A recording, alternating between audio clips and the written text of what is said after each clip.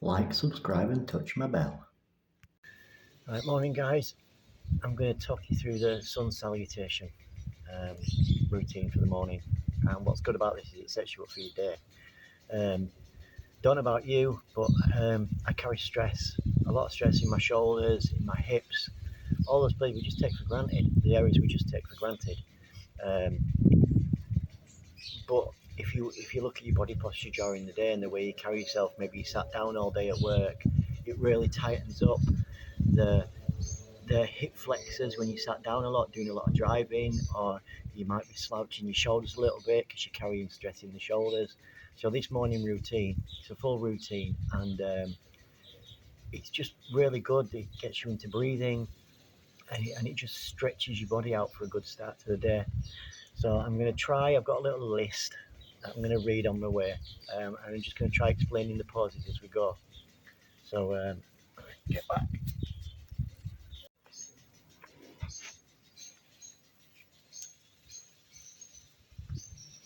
So the first pose in the routine is the Untitled, or it's the mountain pose. So we want to be standing with our toes maybe an inch apart, our big toes, just feet facing forward. Just find your grounding on the floor. Feel the centre of your foot. You want, and just take some deep breaths in through the nose and out through the mouth, and shoulders down. Extend the head right up. We want the energy coming through the body. And the first one is the mountain pose, and it's just deep breath in. As you're breathing in, you're reaching your arms up.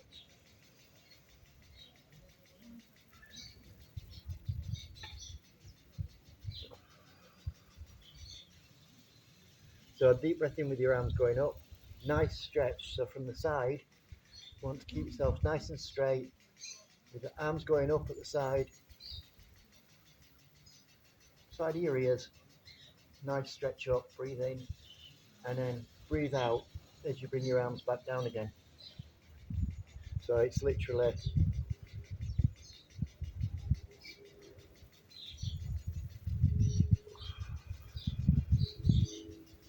so deep breath in.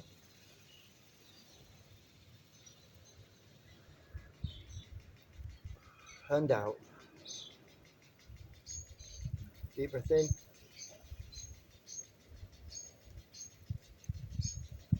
And out. Now we're going to do that, and then we're going to go into the forward bending pose, which is just the Asana.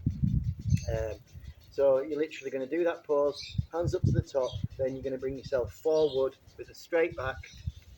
So come forward with a straight back, and just drop forward, and just relax your head and your arms to it. You're not trying to touch the floor, you're just relaxing. So hands up, and then with a straight back,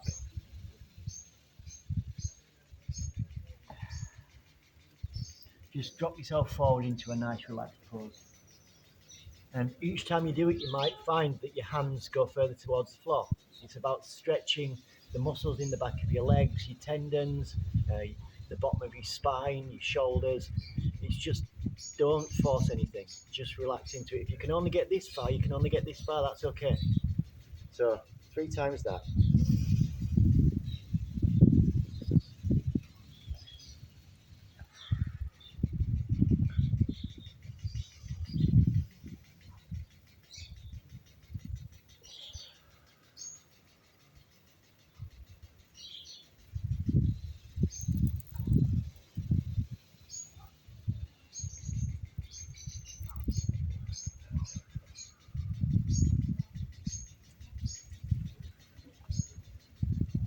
So, having done the mountain pose, 3 deep breaths in and out, and the forward bend pose, we're then going to put our hands at the side of our feet, and you can bend your knees for this. And we're going to go into a lunge, which is you put your hands at the side and you take one big step backwards with your right leg. And this is a forward lunge, and this is the Anjanasana. From the side, you're looking for a reasonably right angled pose on your knee, then your other bend is on its toes and coming down behind you. like that. Again, if you can't get into that, if you can only get to that, that's okay. But what we're aiming for is hands on the floor, knee bent at a right angle, and this end just with a slight bend in it on your toe. So you're going up into the tree pose. No, not the tree pose, the mountain pose. You're bending forward, hands down at the side of your legs, and then one step backwards with your right leg. And you kind of chin parallel to the floor, head facing upwards, and don't force it, just relax into it. You can put some weight on your arms if you need to. We're after the lines. Imagine you're a TV aerial. You want a nice line going through your body, right angles, nice straight lines. So from that, we've had the mountain pose, 3 times that, then 3 times into the forward bend, and then we're going into the lunge, the forward lunge, a Asana. Now from this position, we're going to put our weight on our hands, and we're going to move our other leg backwards into the plank for Lancasana. So at this point here, you're in a press-up position. Your hands roughly parallel with your shoulders, maybe a little bit outwards. Fingers nice and stretched out on the floor with your middle finger facing forwards. Your weight wants to be resting on all your fingers, not just on the outside, the inside. Try and get a nice firm grounding. Again, if you can't do it or you can't hold it for long, it's about practice. You'll get there. And then from this position, we're going to lower ourselves down into the low plank, which is the Chaturanga Dandasana, which is bend your elbows backwards and you lower yourself down. So my body's off the floor, but my arms are bent. My elbows are tucked into the side of my body. Now again, this routine might take practice, and you can just do each one at a time. I mean, the Chaturanga Dandasana, the low plank, it's so your arms are bending backwards, so it's coming up next to your body. So when we go down, they're coming in there, and the body's staying off the floor. So from the low plank, which is this position, after you've stepped backwards, we're going down into the Chaturanga there. And then from this position, we're going to go into there's 2 positions you can use here. One is the upward facing dog, which is a little bit more advanced, which is where you just put your toes on the floor at the back and you keep the rest of your body off the floor.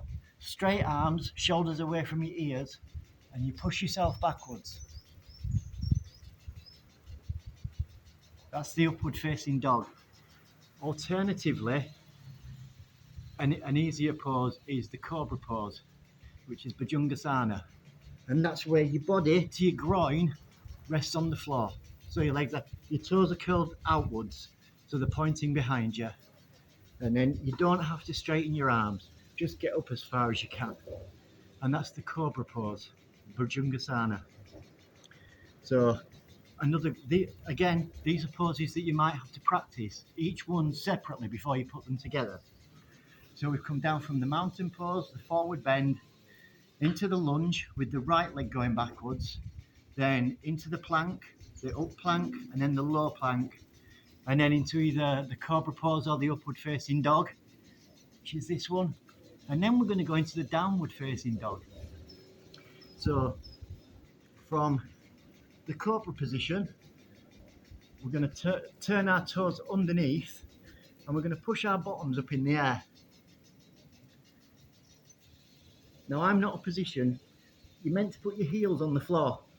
I'm not there yet, but we want a nice angle, like a right angle running through the body, with our heels pushed down to the floor as much as we can. If all you can do is that, with the bent leg, but straight in the arms and the back, just do that. But just try to stretch your legs out a little bit. So we're aiming for a nice right angled posture pushing our bottom up to the sky, as if somebody's pulling us from behind. So that's kind of the position we're after, eventually hoping to get our heels on the floor. So the downward facing dog is the last position, and then you come down into the Balasana, the child pose, which is just where you relax your whole body. You've gone through the routine coming downwards, and then you get a chance to have 2 minutes rest. So just knees ever so slightly apart, bring your body down and just rest your head on the floor.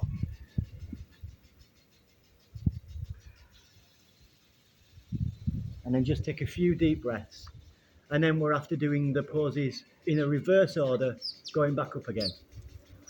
So from here, we're going to go back into the downward facing dog.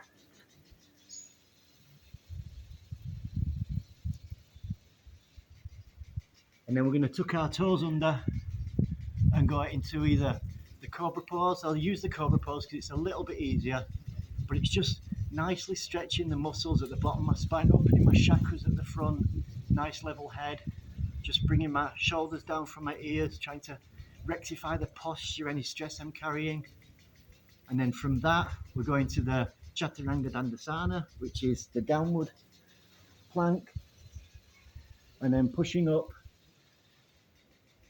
into the normal plank for Lancasana. Then now we're going to step the left leg forward. You probably won't get this straight away, but this left leg wants to step forward in between the arms. I still struggle with my left leg, but now we're in the lunge position. So right leg forward into the forward lunge position. Yep. And again, don't overstretch yourself. If you can't do it, take it slowly. You can use your hand to pull you can use your hand to help pull your heel forward if need be. And then we're going to step up and bring both our legs in line. Forward bend. Now we're going to lift our arms up, nice deep breath. Arms straight up above us.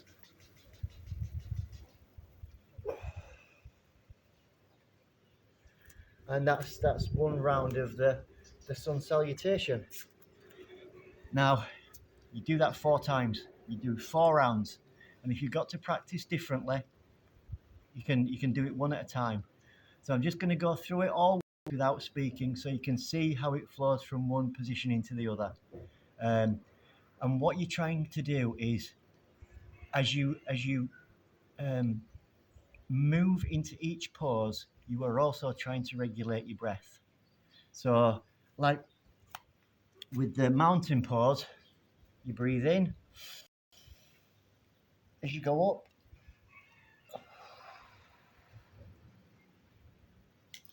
You breathe out as you come down. But it all takes time. So there's no rush. You don't have to stress yourself. It's not a competition with anybody else. It's just about enjoyment and relaxation.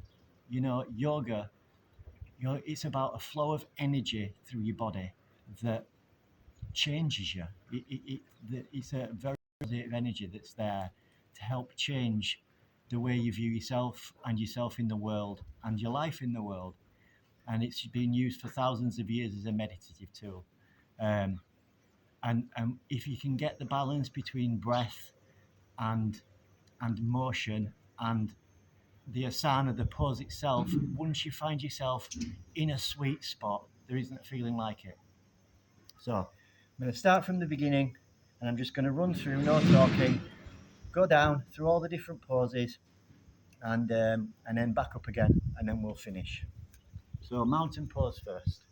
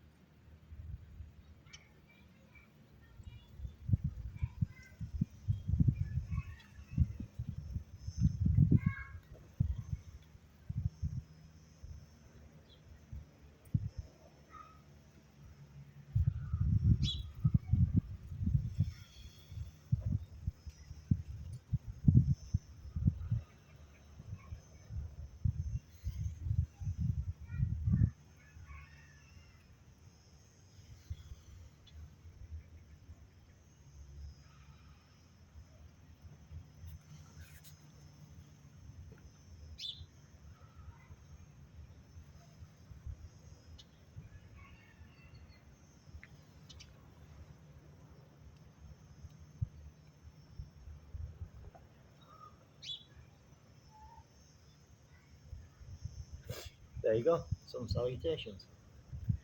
Namaste.